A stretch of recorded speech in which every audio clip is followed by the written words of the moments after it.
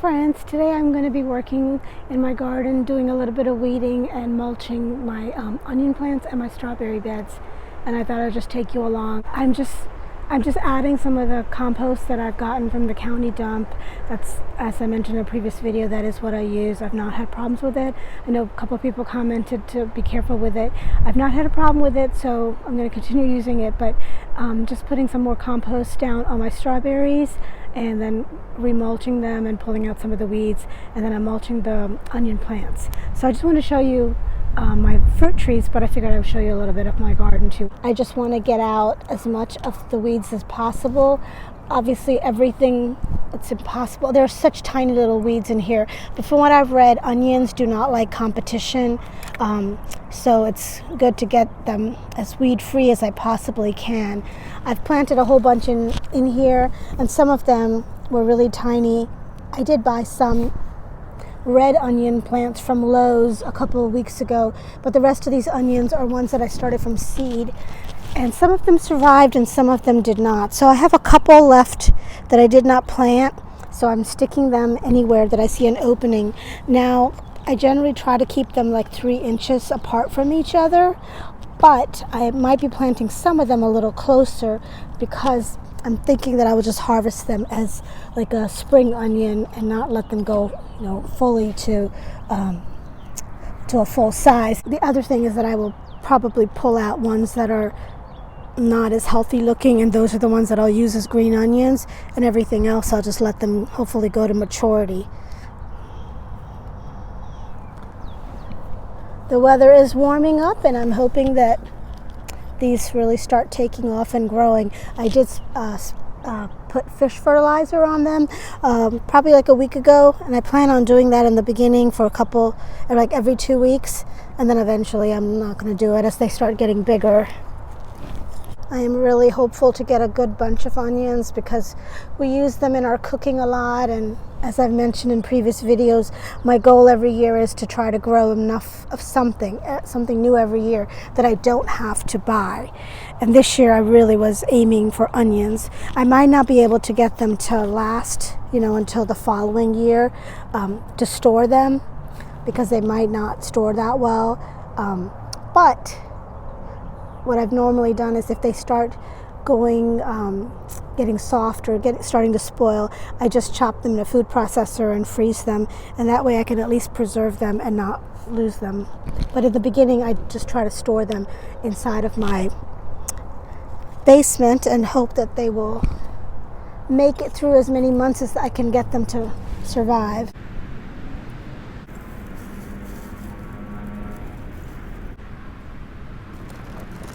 So I put the straw really thinly over the onions because I do not want to smother the onion plants, and as they continue to grow I will continue to add more straw and hopefully make it thicker and thicker so that they can hopefully keep out some of the weeds. I'm going to show you my strawberry beds, which I've already actually put straw in previously, but it still has quite a bit of weeds. It was actually pretty awful when I first started, so I didn't take any videos of it, but it's still pretty bad. But I am cleaning it out, and I'm going to put a little bit more compost in here and then put more straw, and hopefully I am hoping for a good strawberry year. Last year was the first year I got a relatively good amount, and in the past I've gotten like 1 strawberry, 2 strawberries. So last year I probably got like a bowl's worth, and I'm hoping that this will continue to get better and better. And I am planning on covering this up with tulle, which is like the stuff that they use for bridal veils. So I'm planning on putting that on top of my strawberry bed. But right now they're still pretty young. I'm not too much of a hurry, but probably in a week or so I will be putting that on here. I'm not quite sure how I'm going to secure it, but I do want to put some kind of mesh on here to protect it from animals eating it. So, and if you have any suggestions on any of this stuff, I am certainly no master gardener, and I would love any recommendations you have to keep the onion beds clear of weeds, or the strawberry beds, or any strawberry growing tips. I've actually got 2 different varieties of strawberries. I think one's called Eversweet and they're ever-bearing. Those are the first ones I bought, but I wasn't very pleased with them. They're ever-bearing and they do continue to have strawberries, but it's like you don't get enough at one time to make anything, so it's great for just like fresh eating, but if you want to make something with it, you're not getting enough. So I think last year or the year before, I bought some, I think they're called Honeyo, at least that's how I'm pronouncing them. So those have done better, and those I think the ones that produced last year for me the most. So I'm hoping, as you know, well, maybe you're not aware, but strawberries give off runners every year. They give little baby plants, and so you can take those and you basically continue to get more and more strawberry plants. I actually just dug one up that's made its way out into my pathways in my garden, and I'm just going to put it back in the garden here. But I do want to expand my strawberry bed because I love the idea of getting fresh strawberries. I love eating strawberries. It's just like the first sign of summer to me. I used to go to a farm and go strawberry picking, and I no longer go there just because it's expensive for one, and now that I'm getting some from my garden, so it's such a good feeling. But I might go strawberry picking one time this year, we'll see. Anyway, let me show you my strawberry beds. So this is my strawberry beds. This one over here, I have two of them next to each other. This one, I started out with my ever-bearing one, the ever-sweet, though I have started mixing in other varieties in there, the June-bearing one in here, and then this one I tried to keep was the Honeyo separately, but now I've basically just given up on that. So, and as you can see, I have these little PVC pipes over them, and this is what I'm going to use to secure some kind of netting on top of my strawberries. It's just, I think it's a 1/2-inch pipe. Let me see what it says on here. I don't know what it says. It's either a 1/2-inch, I think it's a 1/2-inch, and Home Depot sells it for like $8. It does say 1/2-inch. I just see it. It's a 1/2-inch pipe, and at least the Home Depot I go to, you can buy a really big long one, and it's very flexible. I usually have them cut them for me, and then I just put a screw in the ground, like a long screw, and then I just put a PVC pipe on top of the screw, and that's how I secure it to the ground, and it never moves. So that's what I'm going to use to put the mesh onto the strawberry beds to protect them from birds and other creatures. I still do get these little, I think they're called like pill bugs, eating my strawberries, but I can't protect them from everything, so I got to share some of these with the animals. But anyway, I'm going to get started on this and mulch. I'm going to go ahead and weed this out, put some compost in, and put some more straw on top.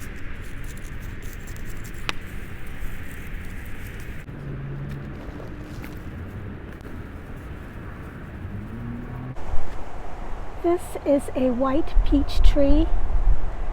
The first year I got it, it produced little tiny beautiful peaches, but they were beautiful even though they were tiny.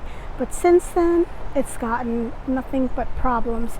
The first year it got peach leaf curl, so then I started treating it with copper fungicide, and I was sure the next year I would get peaches, but then I got a ton of peaches, and they got something called brown rot, where basically the peaches look amazing until they're ready to almost be harvested, and then they start rotting away. So I'm not quite sure what to do with it. I'm going to spray the copper fungicide again on this tree, and I'm going to actually do it today or tomorrow, and then I've read that you should do it every 2 weeks. So I'm going to try and see if that helps any, and I am going to thin some of the fruit on this also, I've decided, because I've never thinned the fruit and I think I need to thin it. If anybody has any suggestions on if I should thin it, how I should thin it, like how much should be on each branch, I'm all ears. I really like the idea of having a white peach tree, but let's see if I actually get anything that's edible. And this is a plum tree. It's a methley plum. You'll have to excuse the bottom of my trees. I just want to tell you that I know that this is not how they should look. And I am working on getting the area around the trees cleaned up. I have a whole bunch of mulch to mulch it. I'm not going to mulch it thickly, but I am going to mulch it and give it some support. I'm going to put like a T-post to help support this tree because it seems to not be very straight. But I got this methley plum last year. I think I had like one flower, so obviously expecting no plums on this tree, but I love plums. There's a lady in my neighborhood that had, I believe it's a methley plum. She didn't know what kind of tree it was, and it had a ridiculous amount of plums on it, but it was also probably 10 times the size of this one, but I'm really hopeful. I know they don't need a pollinator. I did buy a tree for it, and I'll show you that tree next, but I think that tree is dead. So let's go look at the other tree.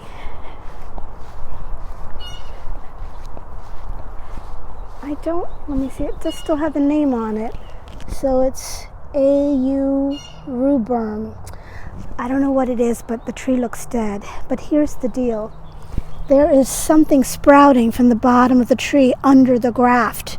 And I'm trying to decide, and I know I have to clean this tree also. Like I said, it's not helping my tree any to have all this stuff growing around it, but I'm only one person, and it's quite a job to take care of a half an acre of property. So it's sprouting from under the graft, and I guess I'm trying to decide, should I just pull it out and toss it? Or would that be a plum tree that's growing under the graft, or possibly another tree? So I'm debating what to do with this tree, because as you can see, it's pretty dead. But there is something coming from under the grafting area. So we'll see. Right now I've just left it alone. This is an apple tree. Let me see what kind of apple this is. This is a Golden Delicious. So I got this last year from Lowe's. The garden manager was so nice. At the end of the season, they were getting rid of these trees, but they had not marked them down yet, and he said it would be marked down in about a week and a half. So he said, come back in a week and a half, and I was like, okay. So I was walking away, and then the man asked me, how many do you want? And I was like, 2, and he was so nice enough, he marked them for me right then. He marked them down for me right then. So this is my Golden Delicious. I'm not a huge Golden Delicious fan, but I've noticed that the normal apples, even the Golden Delicious, when I buy them from a farm, they just taste better than the ones I buy from the store.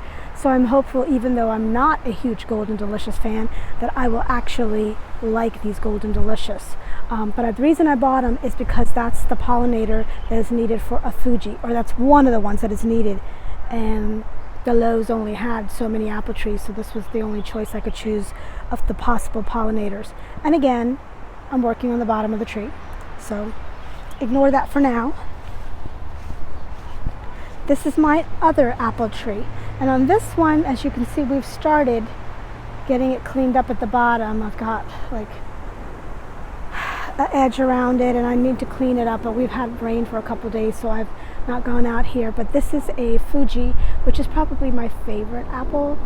So I'm also not very good at pruning these, so if anybody has pruning suggestions on what, because I think you're supposed to have like 1 center leader, which this one does, but some of my fruit trees do not, and I really have a hard time figuring out when they have 2 of them coming from the center, what do I do? And they're going in 2 different directions. But anyway, this one is my Fuji tree, and both of these I planted last year in the fall. I was a little concerned because it was at the end of the planting season and I didn't know if they would survive, but they seem to be doing good, and I am going to spray all of these trees with copper fungicide because I just want to make sure they don't get any disease. So I have 2 more trees left. I will show you. I take that back. I have 3 more trees. I completely forgot about this because it's more like a bush than it is a tree. But this is my fig tree. I bought this about 4 years ago. I was pretty disappointed with it in the beginning. It was doing nothing. But last year it produced so many figs. It was just a ridiculous amount of figs. I think it's because we had warmer weather up through September, because a lot of times it produces figs later in the year, and by the time they're ready to ripen, it's getting cold and they end up just, shriveling on the fig tree. But last year I got a good amount, so I'm hopeful this year. We'll see. It's been unseasonably warm. This is my other peach tree, which is an Alberta peach. I really like peaches, and I really wanted this tree to do good. I've had this for 4 or 5 years, and it also got the peach leaf curl, then it got the brown rot, and honestly I kind of butchered it last year because I was really going to cut it down, but then I left it alone and I said I'll try again. It has this big crack in the bark of the tree, in the base, and I'm not sure how I should fill it, or if I should fill it, what I should do about it. But I am going to also spray this with copper fungicide, and we'll see what happens, because it's really sad. I have like I had this massive tree last year, and everybody thought I was going to get hundreds of peaches. There probably were 200 on it, and I got 0. So that's pretty depressing. The last tree is an Asian pear tree. This is probably my pride and joy. I bought this from, it's called Ison's Nursery. I think they're in Georgia, and it is a 4-in-1. I might not be able to read all these names now. I've kept the names on here. Shizuki, I think, is one of them. 20th Century. I don't know what this is. It doesn't say.